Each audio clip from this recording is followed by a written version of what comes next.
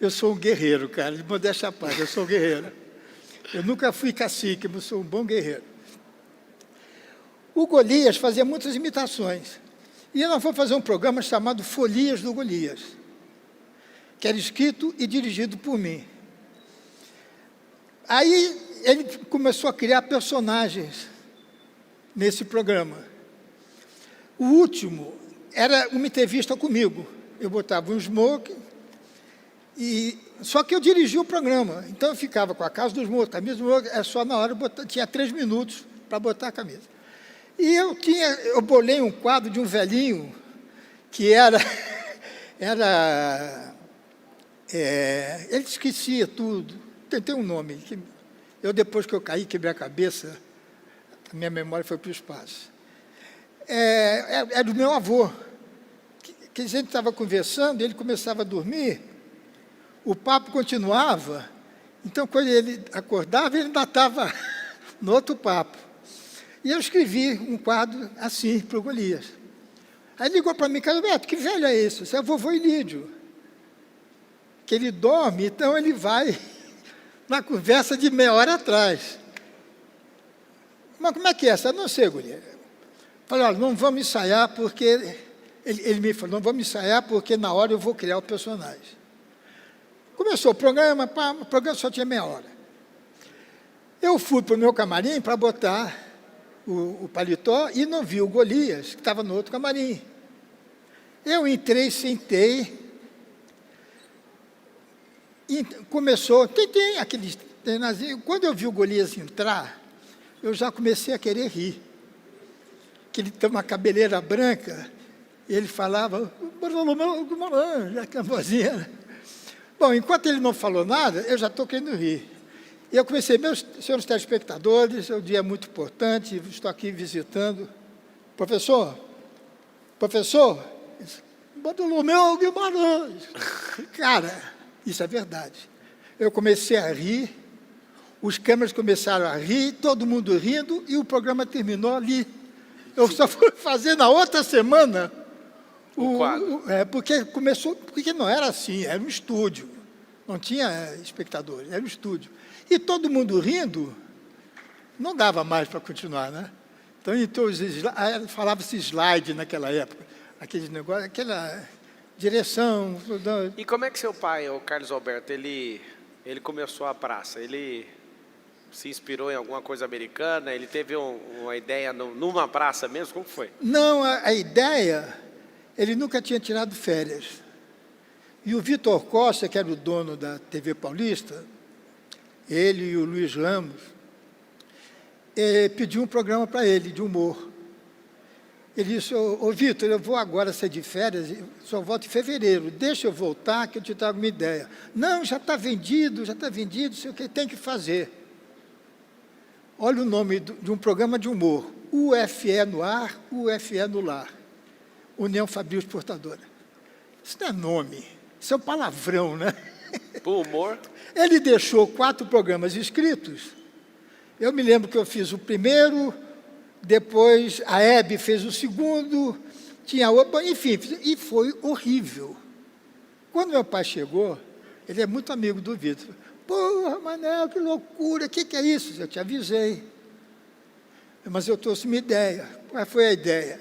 Ele estava no hotel, em Buenos Aires, e tinha uma banca de jornal e um banco. E meu pai começou a perceber que tinha sempre um senhor que ia comprar o jornal e ficava lendo no banco. Falou, olha a ideia aí.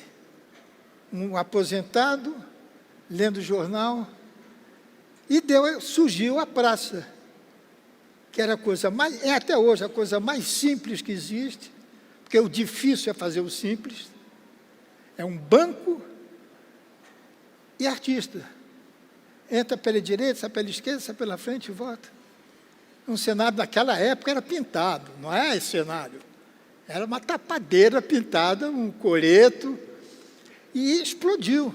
Você teve vontade quando? Assim, você viu seu pai fazendo um programa, você tinha quantos anos quando você teve aquela Tinha primeira... 18. 18. E ele tinha 23 anos mais do que eu. Ele nasceu em 13.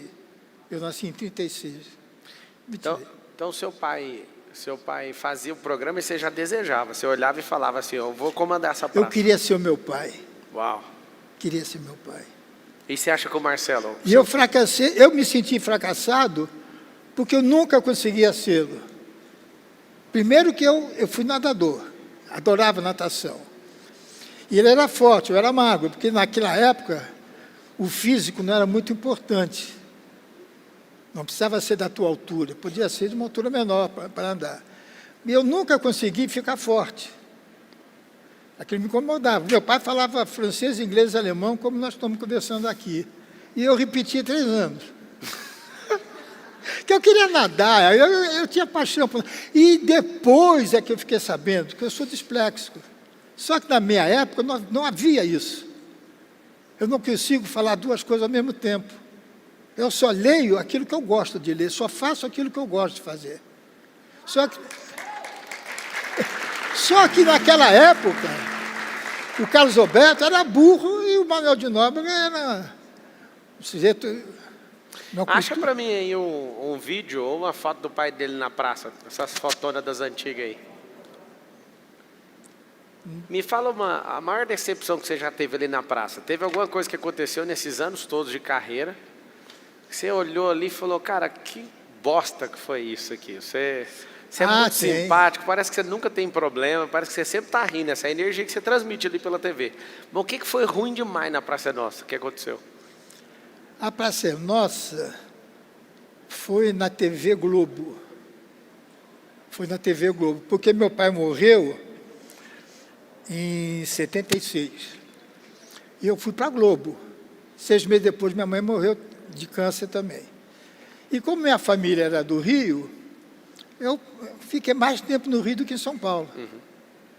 Minha família ficava aqui e eu ficava mais tempo no Rio. E a Globo nunca suportou a praça. Eu fui para fazer os Trapalhões. Eu escrevia, fazia a redação final e era co-diretor do programa. Aí surgiu a ideia de se fazer... eu fui falar com o Boni, que o Boni começou com meu pai. Eu e ele, tem a mesma idade que eu tenho. Começamos a escrever no programa do meu pai. Eu falei com o Boni, disse, Boni, dia 17 de março... Esse é o Silvio Santos. Silvio Santos, meu pai. Aqui, ó. Dá um zoom out aí e carrega a imagem para lá um pouco. Na TV você conheceu alguém mais inteligente que esse caboclo? Do que o Silvio? Do que seu pai. Acho que o Jô Soares. O Jô Soares? O Jô foi a pessoa de... Meu pai era muito bom em história e geografia. E línguas, ele tinha facilidade. O Jô foi a maior cultura que eu conheci na vida. É mesmo? Eu conheci 2 homens de uma cultura assustadora, o Jânio Quadros e o Jô Soares. Fala uma coisa aí do Jô Soares, assim que você... O Jô, ele era um gênio. Ele era um gênio. Naquela época, não havia equipe de redatores. Por exemplo, os programas que o Golias entrava, eu escrevia para o Golias. A praça, meu pai não deixava ninguém escrever. E a gente estava na Record. E um dia, nós estamos saindo, e o Newton Travesso, um dos maiores diretores que teve na época, que ele já está aposentado, ele falou, Carlos Alberto, você é muito amigo do Jô, será que vocês poderiam escrever um programa juntos? Falei, claro, porra. É um programa de uma família, assim, a família Trapo, que acho que não é da época de vocês também, 64, 65, acho que ninguém aí nessa época. Essa também, né? Não. Era um programa que parava o Brasil. Parava o Brasil. Quando a gente ia fazer, por exemplo, no sábado, a gente ia numa cidade, a gente desfilava em bocado de corpo bombeiro. Era um absurdo.